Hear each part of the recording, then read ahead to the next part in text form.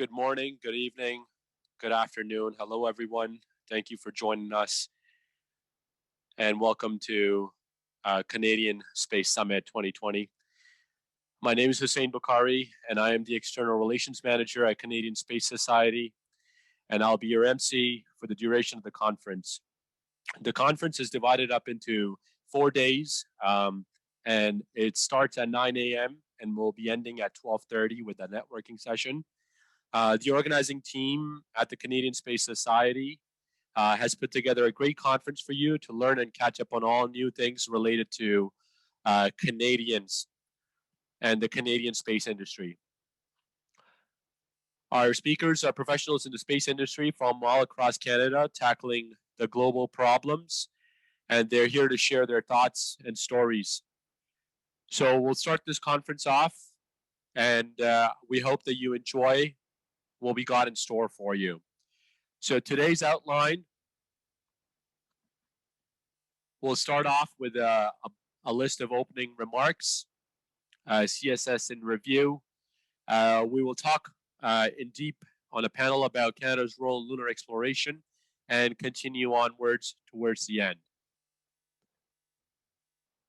So without a further ado, I'd like to invite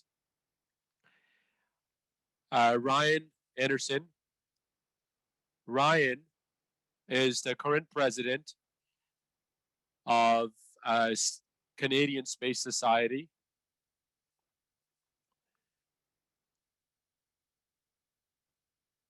Can everybody just use the chat function to make sure you guys can hear me?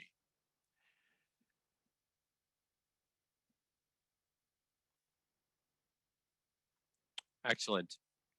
So Ryan's the current president of Canadian Space Society. With CSS, Ryan has led 2 successful proposals for GAC, grown on a volunteer base, and led successful summits in 2013, 2017, 2018, and 19.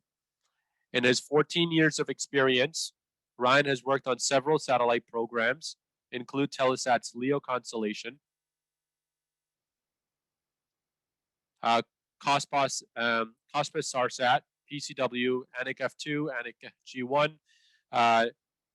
Nimiq 6, Neosat, EarthCast, Optisar constellation. Ryan is also the founder and president of Satellite Canada Innovation Network, which established a optical SATCOM consortium, the space support program to help Canadian space SMEs grow. And I'd like to bring on Ryan on the platform to give us a jump off on the conference. Ryan, the floor is yours.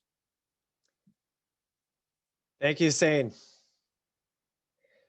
Hussein downplays his involvement here. He's not just the MC. Hussein has been chairing the program and putting this conference together on a very, very, very tight schedule. I think we gave you the go-ahead sometime mid-September, maybe late September, Hussein. And you'll note that the schedule is a little lighter than previous years, and that was by design. But Hussein and his team has done a fantastic job of pulling something together in a very short time and on a platform that we've never used before. So we have not done a virtual conference before. There's bound to be some hiccups here and there. I think we've had a really good start. We've been testing things as much as we can. So if there's any hiccups, please, let us know in the chats or by emails, and we'll try and sort those out. So thank you, Hussein. So it has been quite a year. On one hand, it feels like it was yesterday that I was giving this similar address at the Summit 2019. On the other hand, it feels like that was about 10 years ago. I'm going to switch on my video so you folks can see. The year has been very different for me. If you haven't been on a telecon with me, this is my COVID flow. It's my experiment in trying something new while I'm on lockdown. I'm going to try and pop up a set of slides here, just so we can follow. Yeah. The clean cut is gone. We'll see if it pops back one day, but That the one.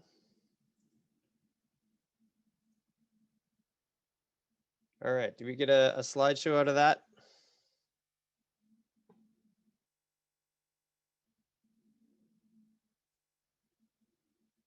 All right. Okay.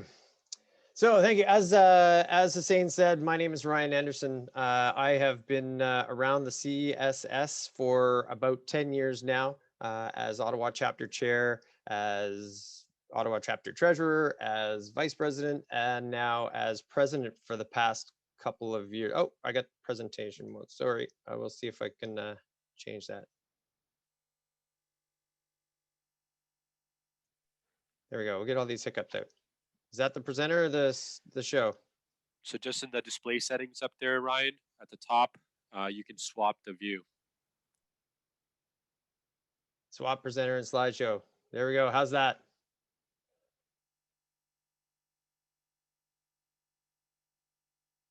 Do we have slideshow or presenter view?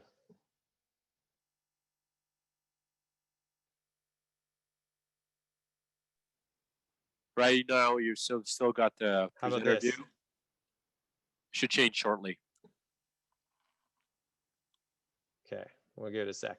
But as I said, for the past couple of years, I've been serving as the president of the Canadian Space Society, and we have had just a tremendous couple of years.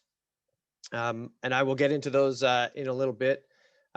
First, I do want to talk a little bit about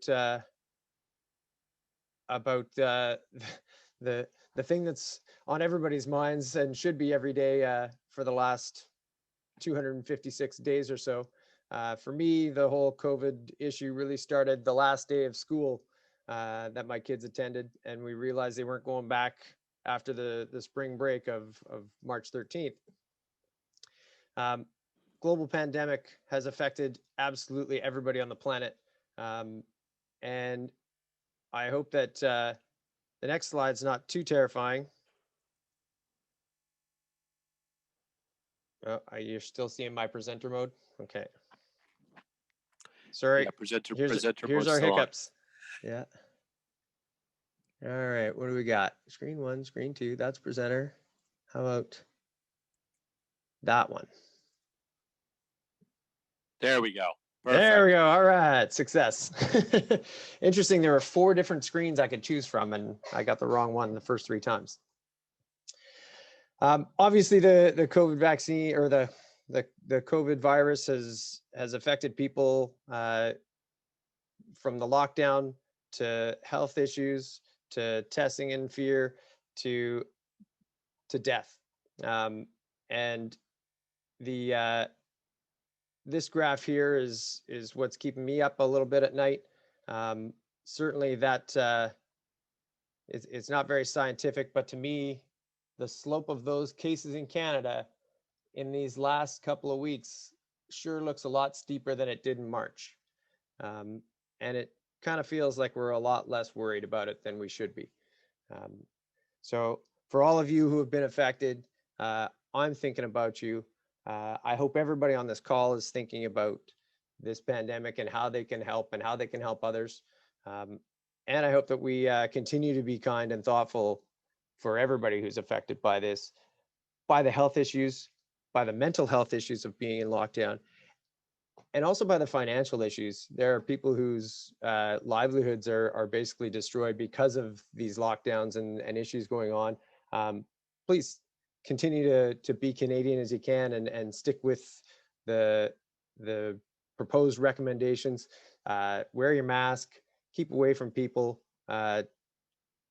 attend your events like this via telecon for as long as we can until we get this thing licked and we get these vaccines out. So that's my my sober first thought, and partly the reason why we are obviously having a virtual conference this year. With the onset of COVID, we were just in the early stages of starting to put together the program for the summit this year. We managed to work it out with the Brook Street Hotel that we were intending to hold the event at.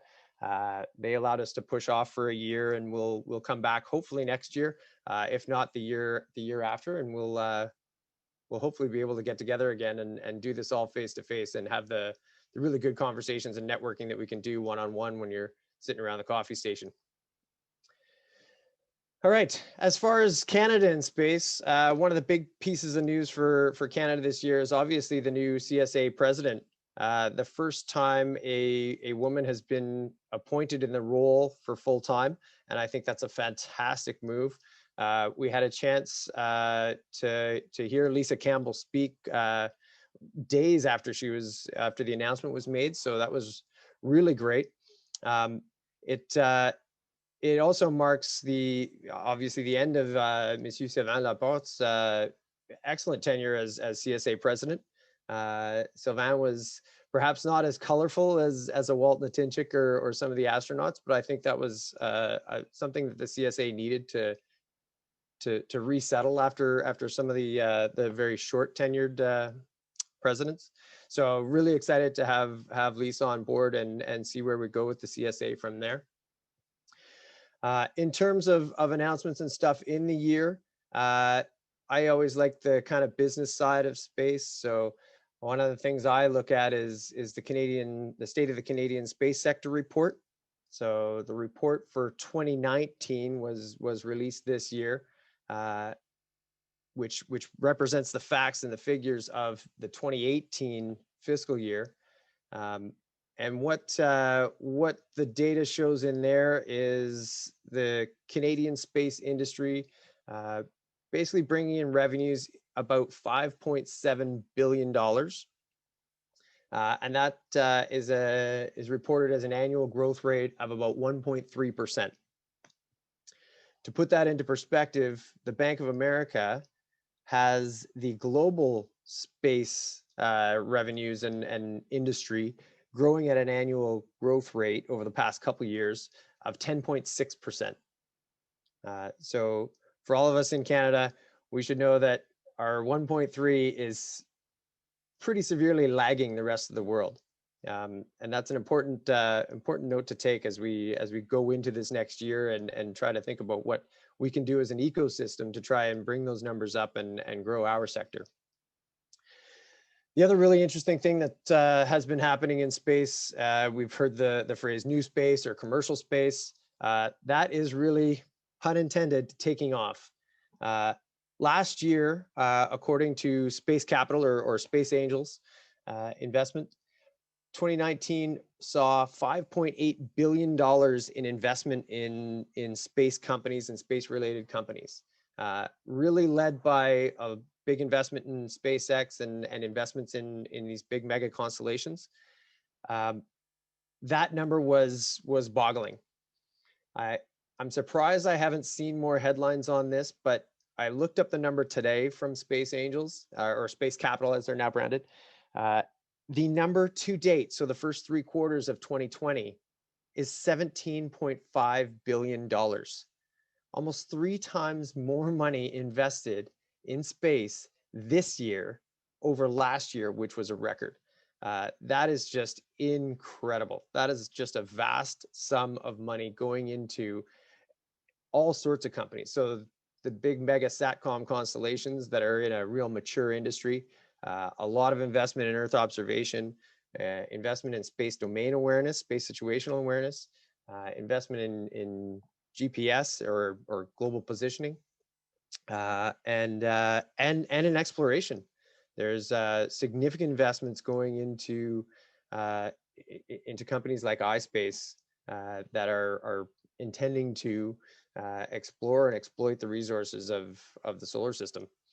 So very interesting times, a lot of obviously money, hopefully creating a lot of jobs and a lot of interesting missions for the space sector.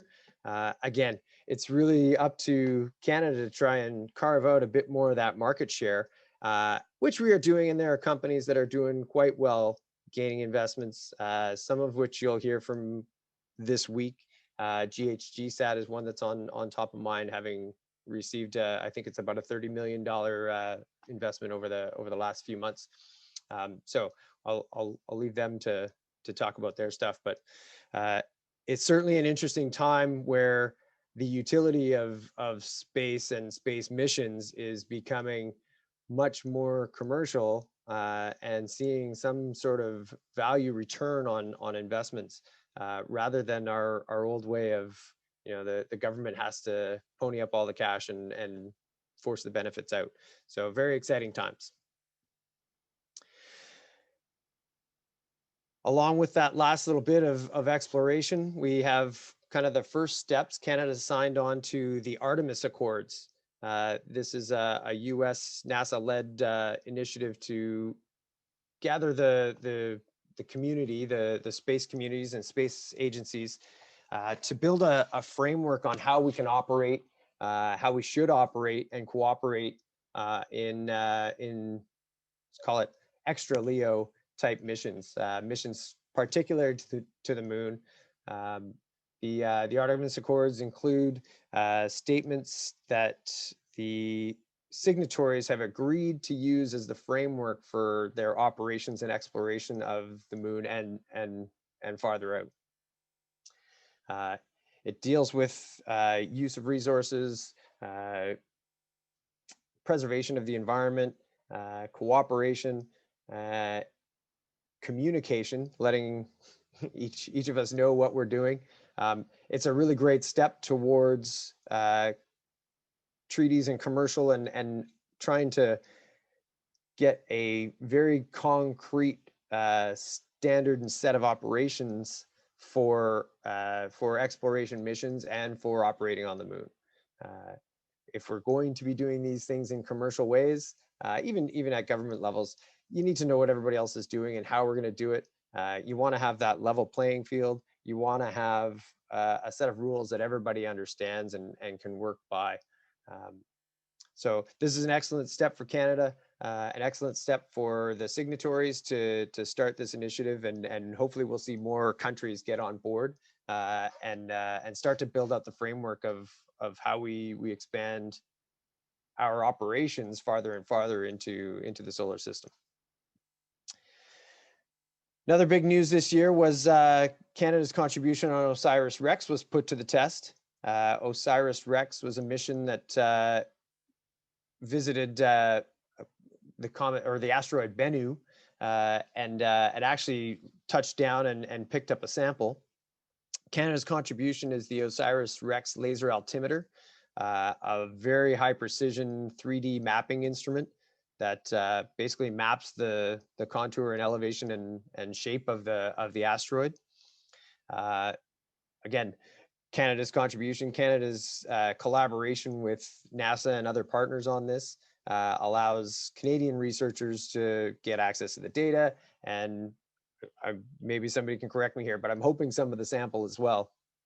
So here's an image of Bennu, pretty darn high resolution, pretty exciting that we can get this kind of detail on an asteroid that previously was just a blip of light on a screen. So super mission, super contribution from Canada, and excited to see what happens when that sample gets back. If you weren't aware, I had heard that the scooping mechanism on OSIRIS-REx had a malfunction on its way up. It went down, scooped up a bunch of the asteroid material, and actually scooped up too much. It couldn't close the lid, and the material was actually falling out as the satellite was traveling away from the asteroid and they have managed to close that, so they're not losing stuff anymore. So that's very good news that the sample return mission should produce some results. So excited to see how that goes. Oh, sorry, I got my slides out of line here. One of the most exciting pieces of news was has a Canadian connection as well, as University of Toronto alumnus Sarah Seeger was part of the team that discovered this. There was a substance detected in the atmosphere of Venus called phosphenes. These phosphenes, as far as we know, are only produced by organic life, by life as we know it. We don't have any other way of that we know that phosphines are produced naturally. So the discovery and confirmation of these in the atmosphere of Venus is a strong hope for discovering life, or the positive signs of. In the worst case, it's a brand new way of producing phosphines that we don't know about, which should at least lead to a better understanding of chemistry and natural processes. So one way or another, this is a really exciting discovery. It could be the most exciting discovery of our lifetime. We'll see.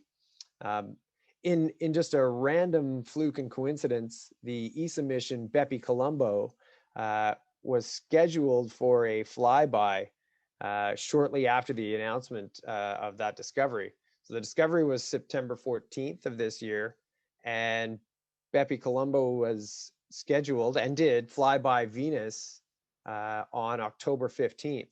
So on the left, you see kind of the Bepi Colombo, the artist rendering. On the right, you have the image that Bepi Colombo took of Venus on the 15th. I don't, at, as of this morning even, there wasn't any information as to whether the instruments on board Bepi Colombo had confirmed or proved or done anything else in around the phosphine discovery or made any additional discoveries. But I'm hopeful that that data is just in processing, and they're making sure that they've got the right answer before they go public with it. So it also takes sometimes quite a lot of time to get data down, get it analyzed, get it sorted out, and figure out what it means. So I'm not too concerned that we haven't heard yet, but I'm hopeful we'll hear in the next little while.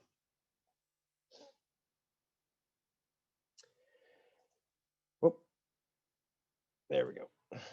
So one of the other really big topics in space these days are these mega constellations for satellite communications. And if you're an amateur astronomer, you may really be lamenting the recent advent and proliferation of the Starlink satellites. So down on the bottom right is SpaceX's shot of their Starlink satellites ready to be deployed.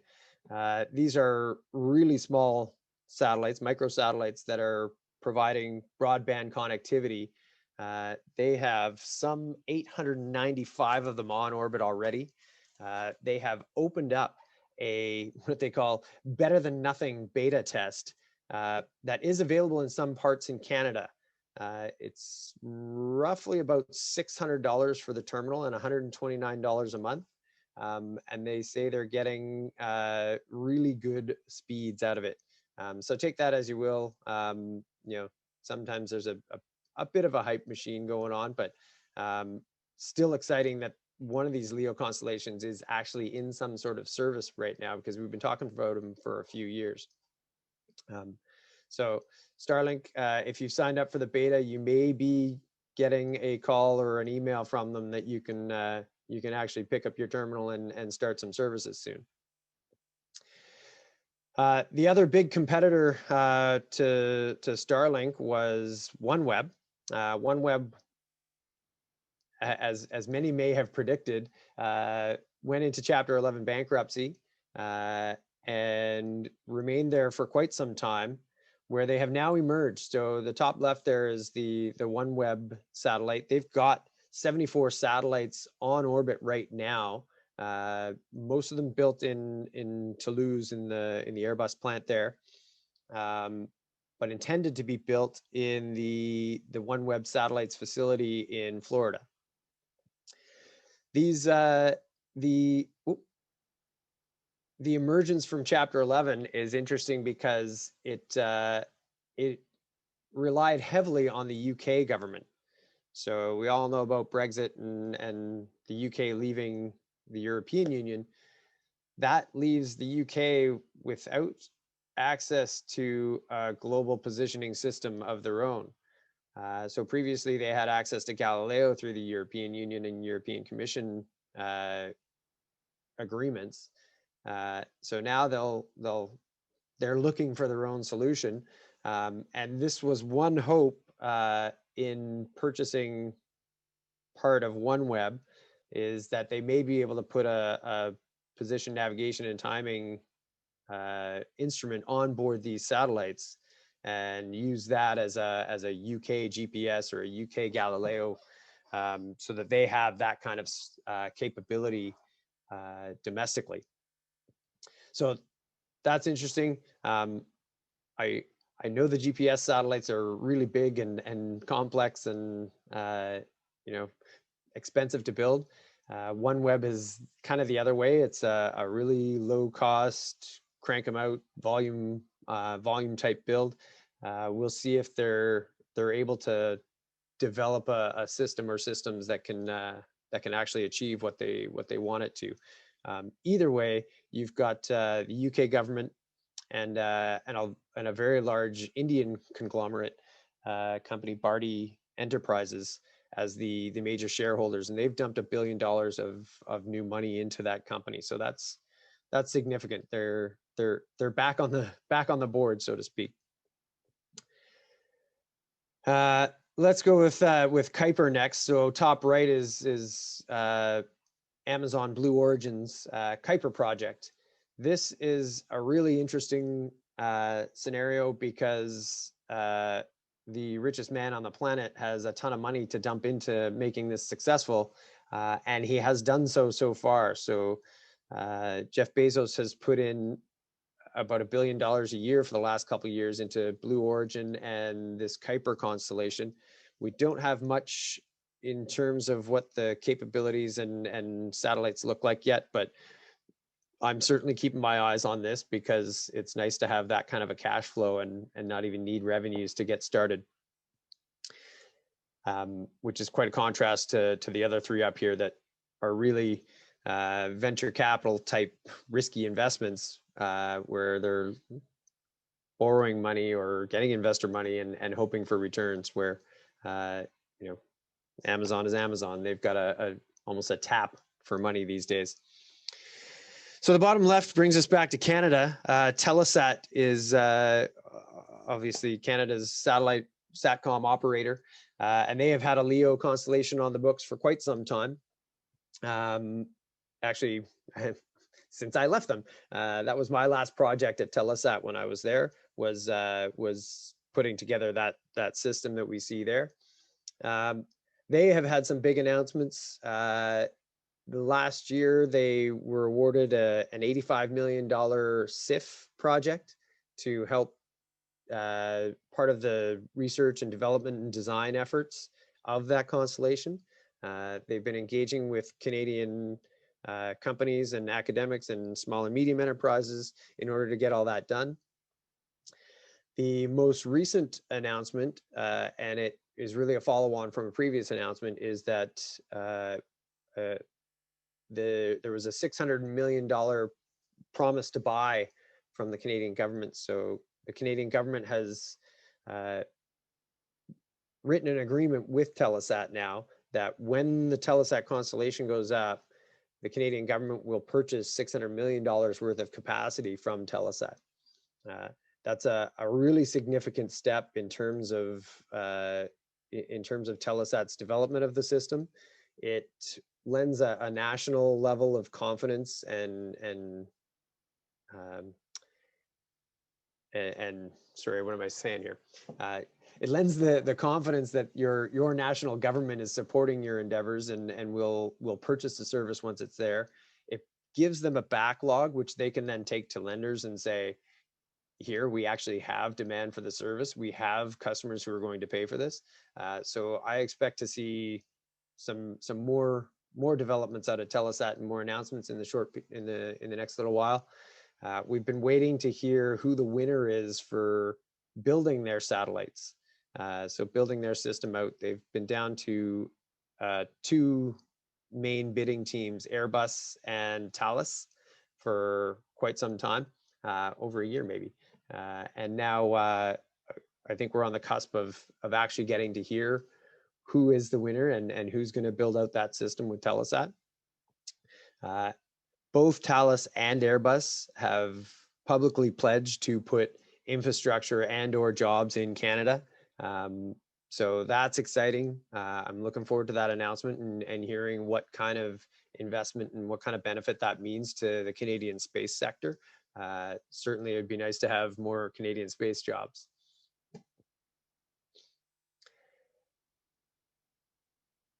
So that's kind of a rundown of the highlights as I saw them for Canadian space and maybe a bit of space in general.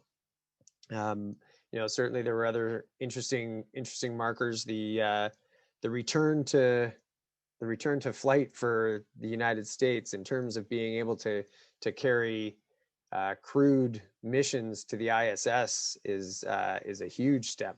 The United States hasn't had the ability to bring crew to the International Space Station since the retirement of the shuttle many years ago. So the Falcon 9 and the Dragon that were able to bring Crew 1 safely up is a really exciting step for Canada too. The next Canadian astronaut is going to go up on a Falcon, so that's exciting. As far as the Canadian Space Society, we have had actually a tremendous year, and maybe a tremendous 2 years.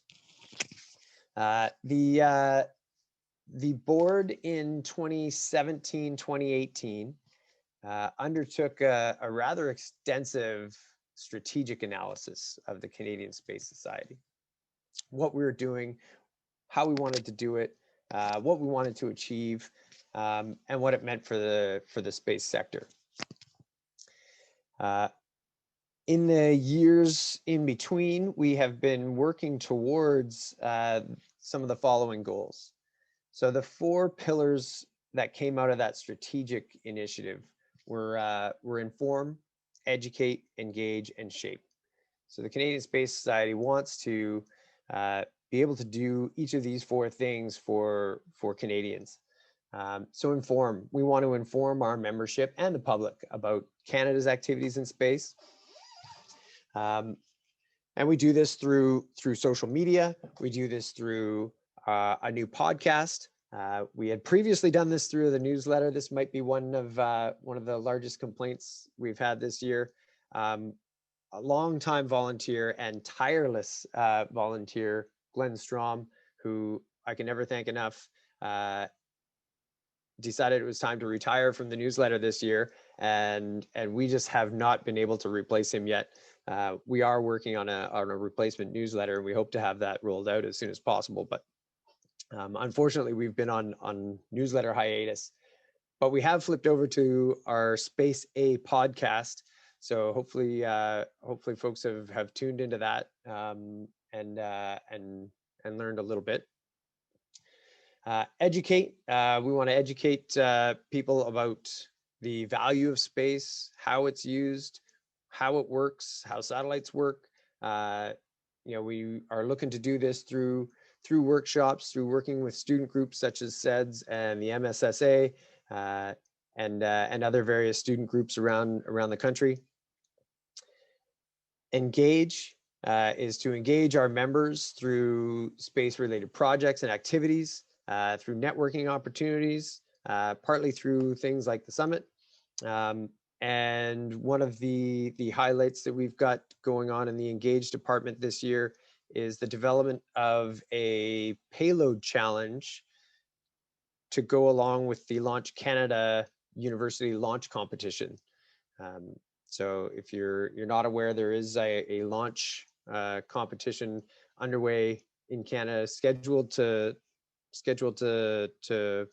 occur in August of 2021.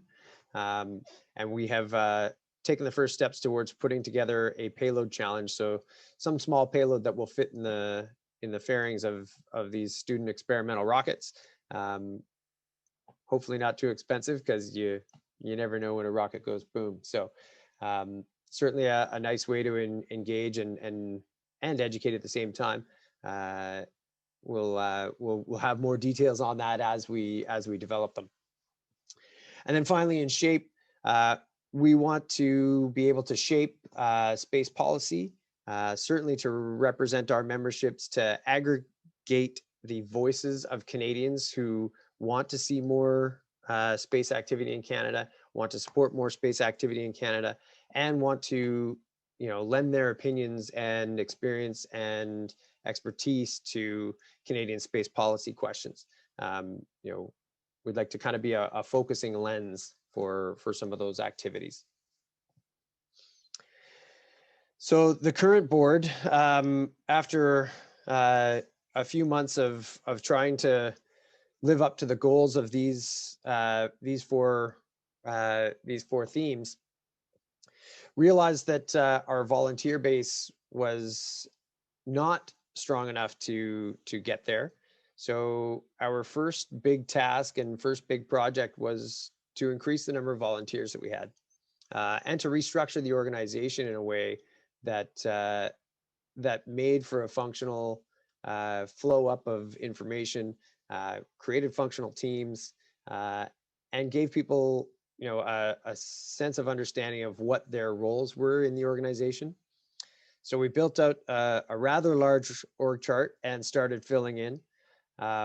When we started this project, we had what we considered, what we counted to be about 7 more or less engaged volunteers, and that included the 5 board members. So really quite lean. We managed to pull in 25. You've met Hussein already, and we've really structured the organization along those 4 themes. So you can see the kind of color coding goes along with the inform, educate, engage, and shape lines. So there's a manager under each theme, and then a manager of sort of the operations level, and then the board and the governance kind of at the top of the org chart. So for those of you who haven't had much engagement with the Canadian Space Society, this is kind of how we've structured ourselves. You can see some names in there. We certainly are looking for other people and other volunteers to come and help us achieve the mission we're on. I think it's a fantastic opportunity. Like I said, I've been at it for about 10 years, and I don't regret a minute of it. My wife may tell me I should regret some more of it, but I've had a great time, met a lot of fantastic people, and really this last year with the team that has come into place, this team has met almost every week for a full year for at least a half an hour. That is a serious commitment. It's been a lot of time in meetings, even though we've tried to minimize it, half an hour times every week rather. But they have been putting in tons of extra effort to bring you things like the summit, the podcast. You may have been seeing a lot more activity on our social media.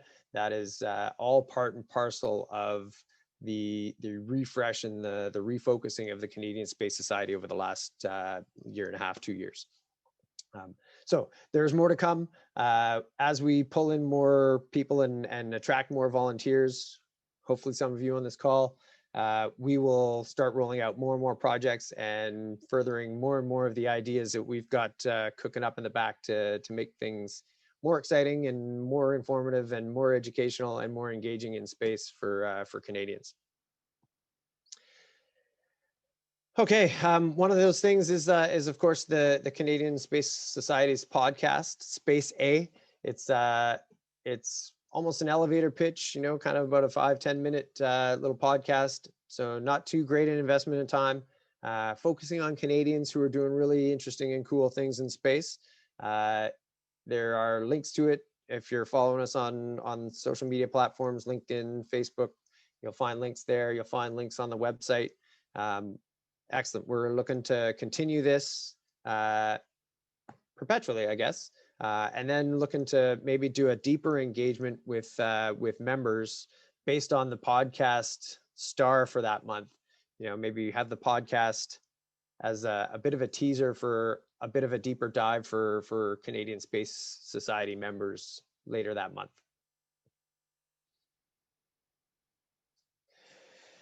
So, as Hussein mentioned in the beginning, I am also the president of Satellite Canada Innovation Network.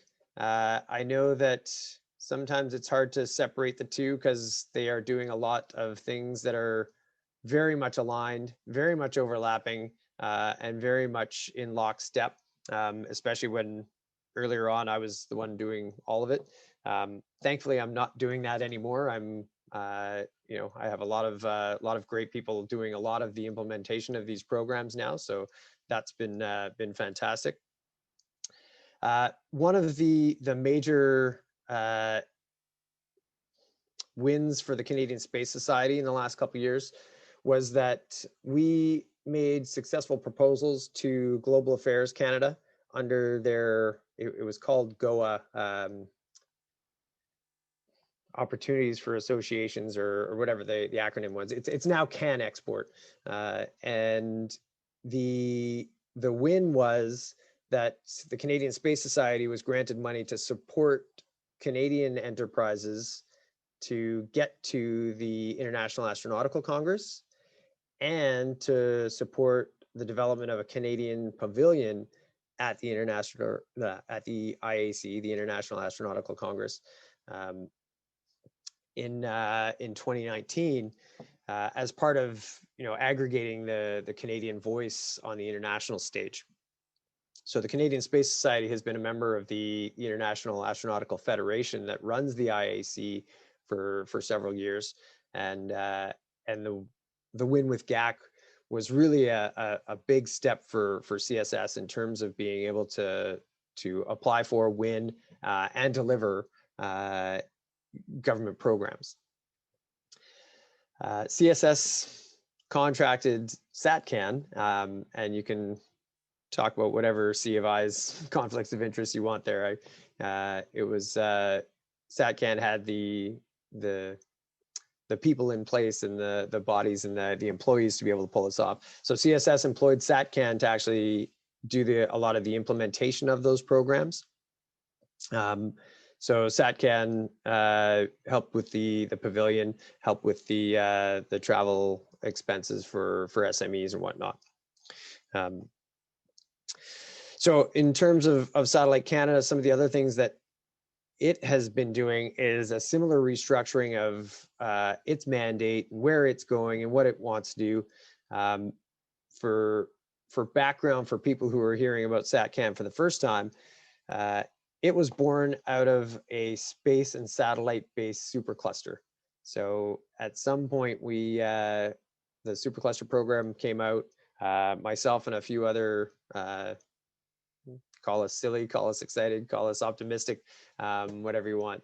We thought Canada needed a space supercluster, and we started beating the streets to shake out the industry and the ecosystem to see what we could get put together for a space or satellite supercluster. The response was overwhelming. The $328 million that industry and academia and government pledged to our supercluster application was about 3 times what we were hoping for. So we thought that was a pretty strong indicator that the industry was supportive of something along this lines. So we incorporated Satellite Canada.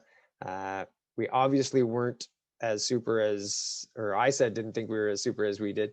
So we weren't invited to create a cluster, but we have continued on with mini clusters, and have put together some other programs from different sources that are helping build and grow the Canadian space sector.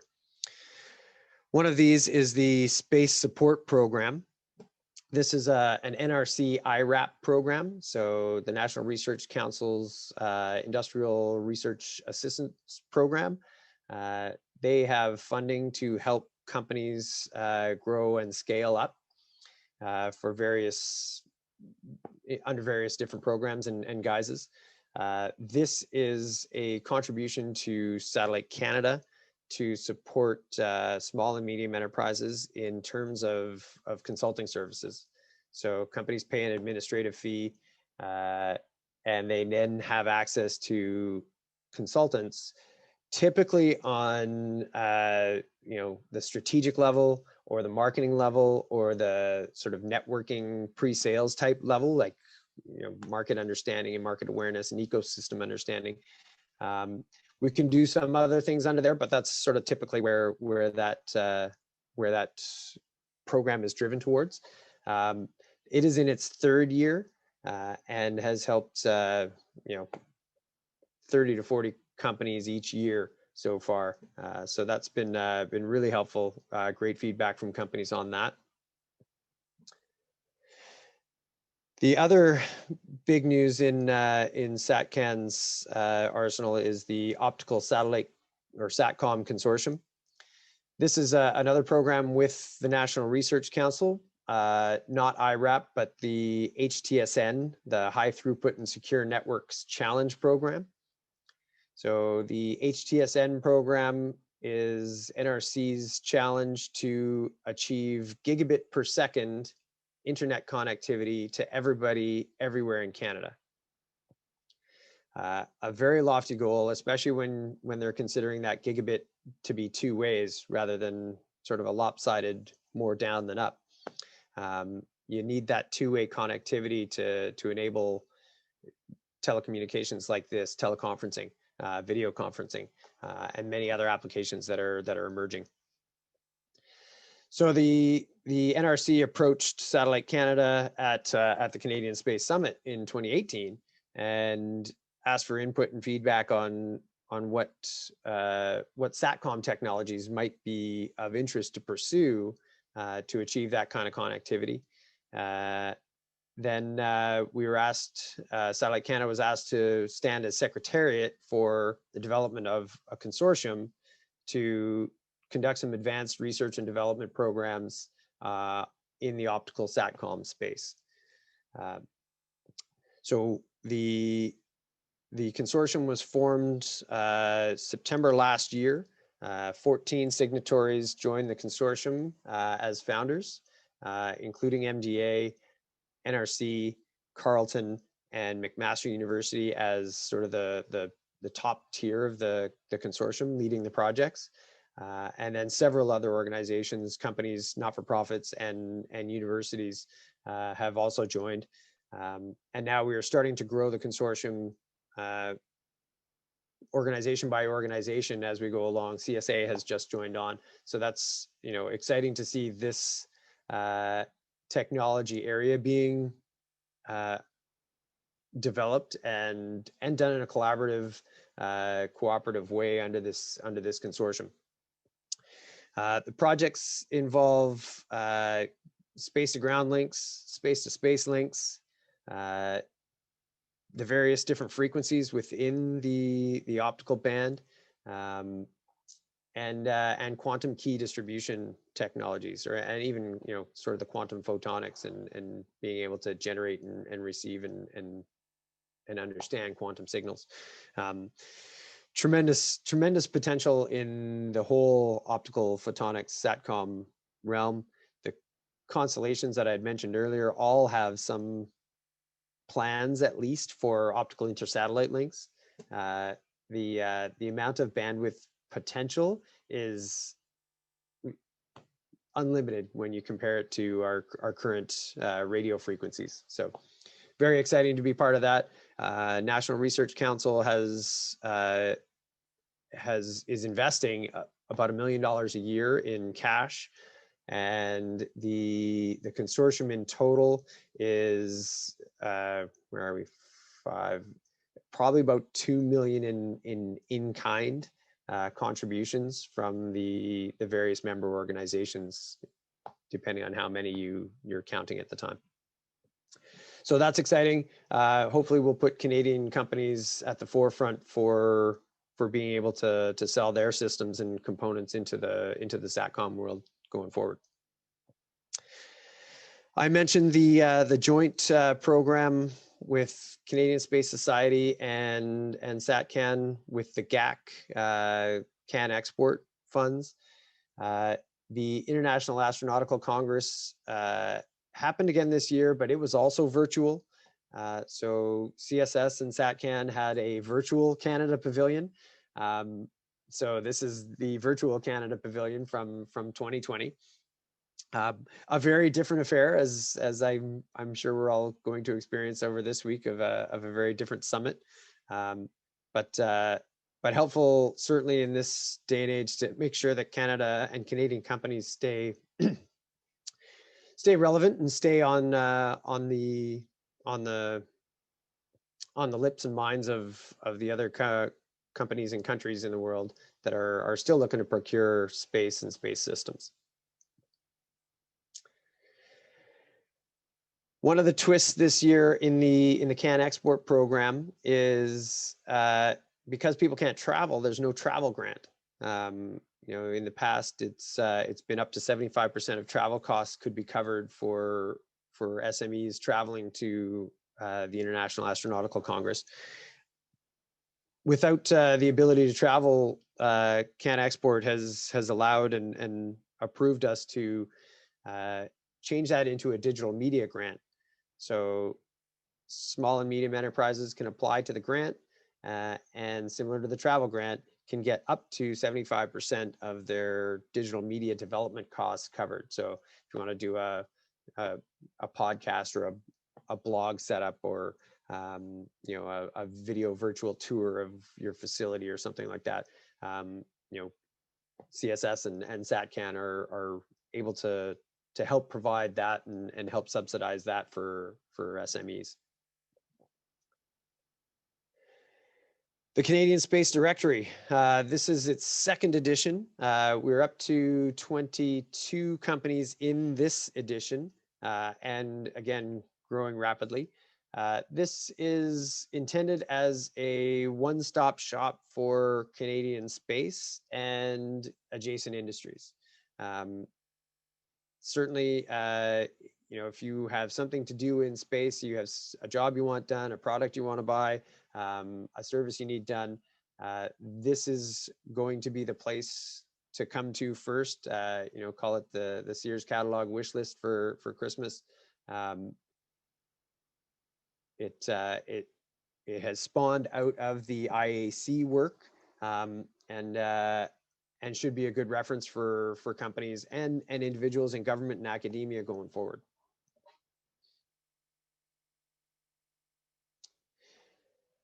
Okay, I have covered now a lot of CSS, SATCAN, and what sort of SATCAN and CSS have done together. I want to touch on just a couple of other projects that I've been working on over the last couple of years in my private capacity. I think they're just really kind of neat and don't necessarily get as much attention as they may deserve. Current contract that I'm on is with Defense Research and Development Canada, the NEOSAT program. This is a follow-on program from the MOST satellite, a microsatellite with really high capabilities. NEOSAT was designed to take images of other satellites and take enough images to be able to reconstruct an orbit of that satellite, so that A, where it is, and B, where it's going. It's almost a unique capability. Canada is certainly a pioneer in this area of space-based space situational awareness, with NEOSAT, and Sapphire is kind of the sister satellite to NEOSAT. They have both been operating for about 7 years, taking images of other satellites on orbit, taking images of space debris on orbit, taking images of asteroids, natural satellites on orbit. Very, very exciting and very complex. One of my favorite images that popped out from this past year, you might remember the comet Neowise, kind of hit public consciousness for a little while it was visible in the sky. This is my favorite picture of Neowise. You can faintly make out the tail of the comet there, but certainly a picture of a comet taken by a satellite that you've been working on is pretty exciting to me. So I wanted to share that with everybody, that's a picture of a comet taken by a satellite on orbit. And Canada's best in the world at doing that right now. Right, the other, sorry, this one came out really fuzzy, but The other project that I've had the absolute honor to be part of is COSPAS SARSAT. Hussein mentioned it earlier on. COSPAS SARSAT started in about 1979.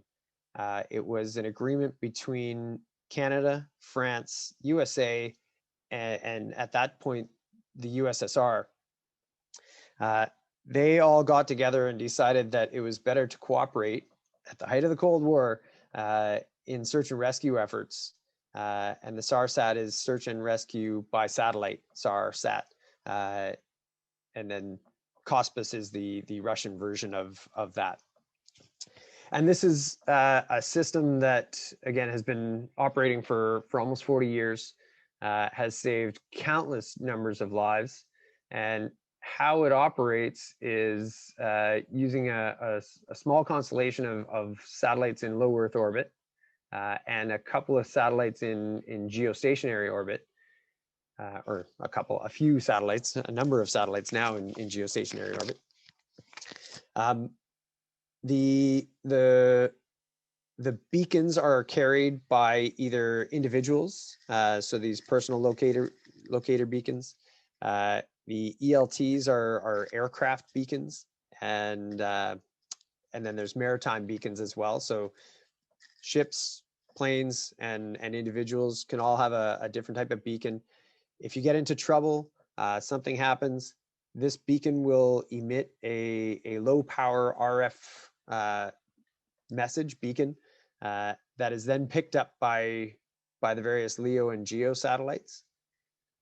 Those satellites then relay the signal to a LUT, a local user terminal, and Canada has 4 of these LUTs across the country.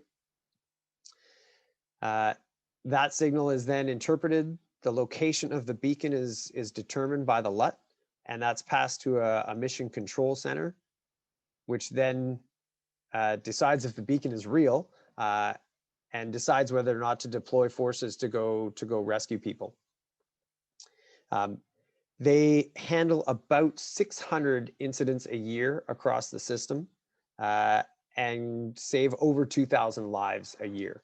And as a space ecosystem, I don't find we really talk about this one much, especially as a long-standing space program and an enormously amazing example of international collaboration, as I said, between Cold War enemies, USA and USSR, now Russia.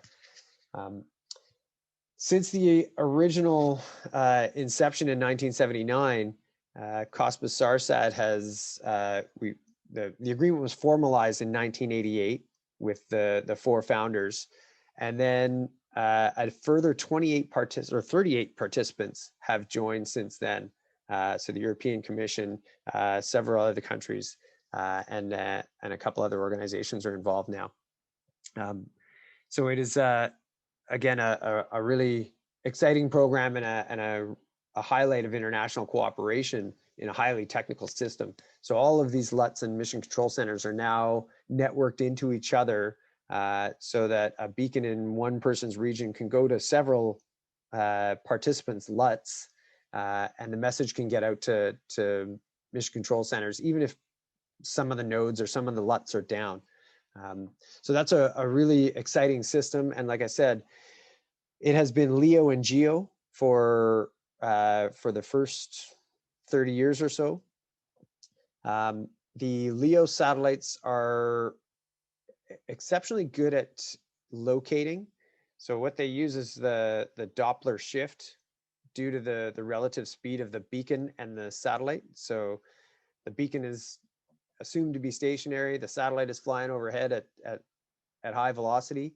You can use that velocity to determine where that beacon is, or at least on a circle after the first one, and then narrow it down after you get subsequent beacon hits.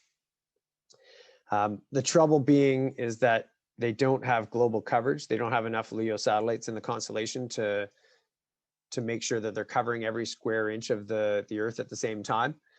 So that's where the GeoSAR satellites came in.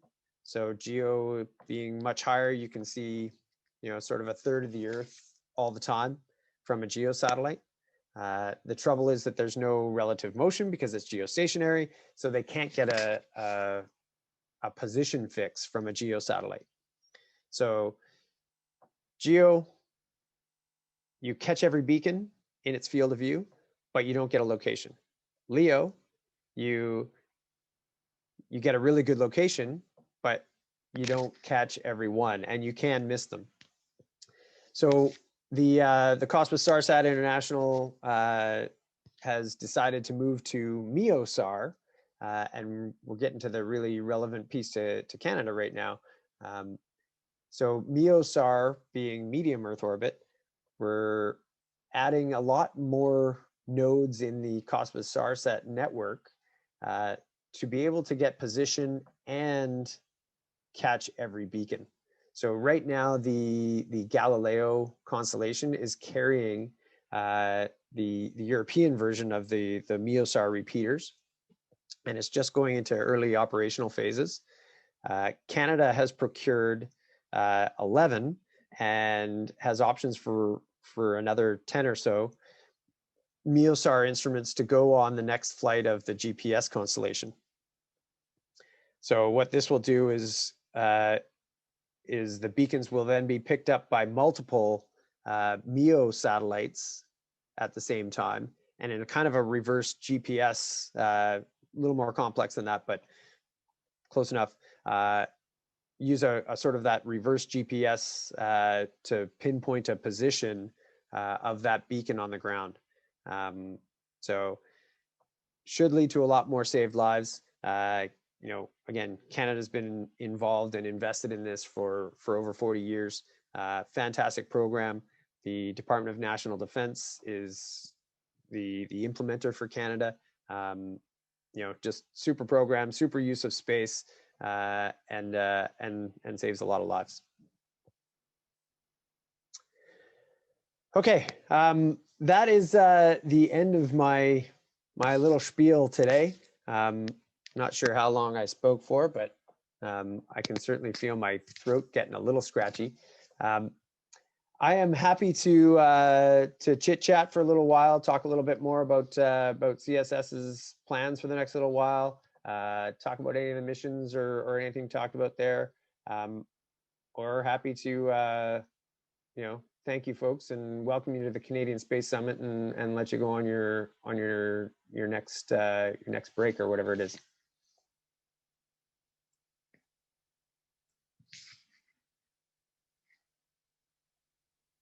Sane, how we doing? We got questions in there? Or?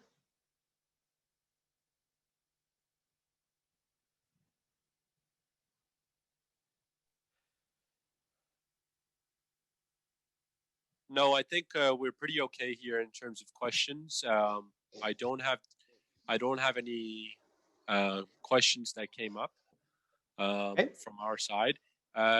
Zach asked a question here. Can you chat a bit about the process of building a space supercluster, perhaps? Yeah, well, I mean, what we started with was approaching the companies, asking them what sort of projects they would want to develop under a supercluster. We haven't quite given up on the idea of something similar-ish to that. Certainly the path to achieving it will be a little bit different. And we look at some of the other models in the rest of the world, and this pops to my mind. So in the UK, they have the Harwell Space Cluster that includes the Space Apps Catapult. So that has been a real magnet for UK companies, and even some Canadian companies have installed themselves there to take advantage of the concentration of space expertise and space companies in that whole ecosystem. I would certainly like to see something like that in Canada. Where that ends up, would depend on which sort of investment we get, which anchor tenants we'd get, but certainly would involve convincing the companies and those anchor companies, anchor organizations, that it is a worthwhile investment and will pay dividends in the end.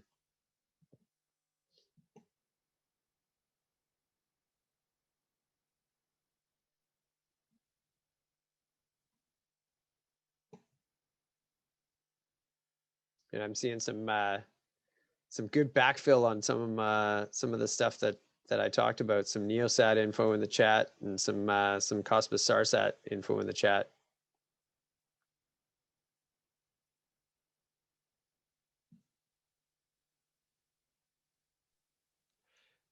Yeah, it seems like I am going to post the questions again.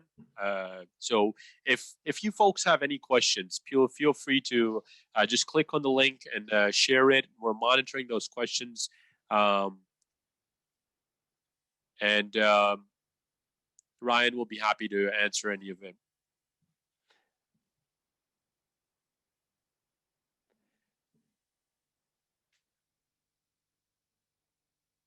Ryan, we've got a question from Warren. How does the consortium implementation work? For example, in terms of IP. Good question, and that's probably what took us so long to get to get it up and running, to be honest. So there's a couple layers to the IP. One of the contributions from the National Research Council is their background IP and the IP that they develop under the consortium. So the NRC has granted so dial back one sec. The consortium is organized into 3 tiers. So there's level 1, level 2, and level 3. Level 1 is the highest engagement, and that's really project leads, or intended to be project leads, system leads, and really IP generators. Level 2 was intended to be maybe a subsystem lead, but more likely component packaging, manufacturing organizations, maybe generating a little bit of IP on their own, but not necessarily at the system level. And then the tier 3 are organizations that aren't developing IP directly, but perhaps have a stake in the whole ecosystem. So MyTax is a university internship funding organization. They are a level 3. The Canadian Space Agency comes in at a level 3. Just to kind of give you that background. But when it comes to the IP that NRC develops within the consortium, level 1s will get a royalty-free, license-free, non-transferable license to that IP. Level 2s will more or less get the same type of thing on a smaller scale, but with a few more catches and caveats here than you would if you're at level 1. And then level 3s won't get access to any of the IP. For projects, for IP for the companies, which is really everybody's concern in terms of the consortium members, all your background IP remains yours. You sort of grant license where needed to work on a project within the consortium. So if your project team needs access to your IP, you kind of have to let them have it to advance the project. But then all the arising IP within a project, we have put into the project agreement. So each project will have a project team come together, they'll develop the project agreement, and the IP terms for that project will be contained in that agreement. We did that just because there's so many different nuances and different values to different IP and different arrangements. It was impossible to make a blanket agreement. So we really put the IP onto the individual projects. And then there's each project has to have some sort of a level of sharing of what they're doing within the consortium and publicly. So there's kind of three windows, I guess. You know, the biggest window into the project will be the project members. The next window is the consortium, and then, you know, the public bit, because anything that's funded by public money has to have some sort of a public facing announcement and description of what they're doing. So, but it doesn't need to release any IP data on that public level or the consortium level.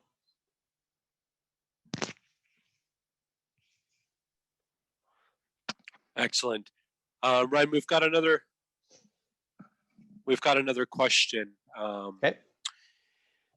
So the question is, where do you see student organizations such as CEDS tie in with or contribute to CSS, educate and inform pillars? Are you coming to the Space Leaders Roundtable? No, I see that as enormously important. And my grand vision for the space ecosystem, it includes kind of a conveyor belt of sorts. I'd like to see some sort of organization that a person could join or be part of from, toddlerhood right up to retirement.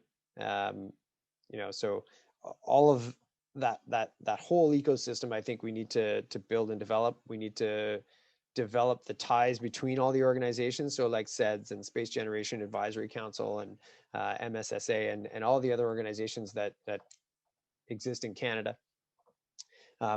I serve as an advisor to CEDS Canada. We have an MOU. The Canadian Space Society has an MOU with CEDS Canada. I love that organization. I think they have done a fantastic job of organizing themselves, developing great ideas and great projects, and executing on them. The contests that they run, the CAN RGX and CAN SBX, those are great competitions. Fantastic, and I think they're important. The other, loosely call it an organization, but the Canadian Satellite Design Challenge. I've been long a big fan of that program, and its founder Larry Reeves has had a great vision for what the university student level can benefit most from in terms of space.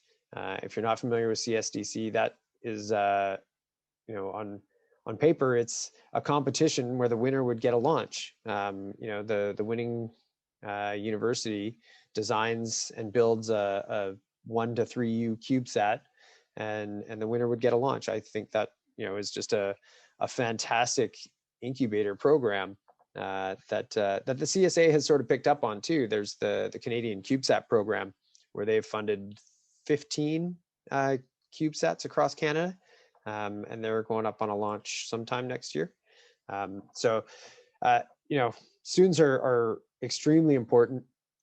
I've said this in previous years too. I think it's important in terms of developing our capacity and developing the expertise and experience of those students too.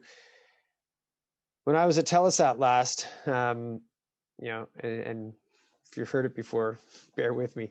When I was at Telesat last, I was talking to somebody from HR, and they told me that at that time, 80% of our staff was eligible for retirement within the next 5 years without penalty. 80%. So that was a really striking number. I've shared that story across several other of the larger Canadian space companies, and it has been the same there. So a really large cohort of people who got great jobs in the 80s and 90s and just stuck with them. And can't blame them. But what that's led to is a bit of a valley. So there's a bit of a demographic valley already, but now we've got an even deeper one within space where there was a lot of cutbacks and jobs cut back. At one point, Telesat had like 11,000 employees. The Canadian space sector right now employs less than 9,000. So that was more people at Telesat in the 90s than we have in the whole sector right now, which might be a little daunting for students going into the space sector right now. But the flip side is that there's a huge wave of retirements that are happening and going to happen in the next little while.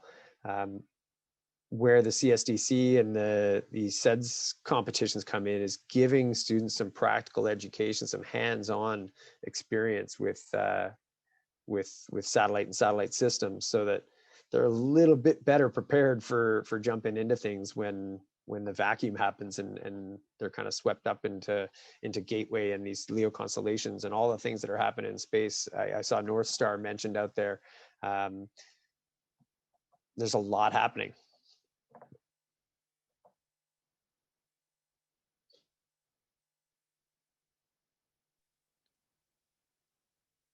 So critical. And I mentioned the Space Leaders Roundtable. So it's the Space Leaders Roundtable are invited heads or representatives from a number of the organizations across Canada, CEDS being one, SSPI, Society of Satellite Professionals International, has a Canada chapter, Canadian Space Society, obviously, and other organizations around the country that make up the space ecosystem.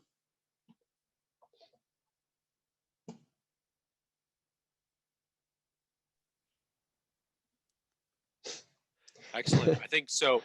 That's about it from our side here, because it seems like no other questions have popped up, neither on Slido or in the chat. Okay. Well, I note that Warren So says that I look like George Harrison. It's a running joke in my family that my dad looks like George Harrison. So that was what I was chuckling about a second ago. Anyways, just to sign off, thank you everybody for being here. Thank you all for registering for the Canadian Space Summit. As I said, Hussein has done a phenomenal job of pulling his team together and getting the program for you this week. Very excited to hear how things go, and excited to hopefully engage with some of you more in the future. I'm going to turn you back to Hussein, and he's going to let you know what's happening next.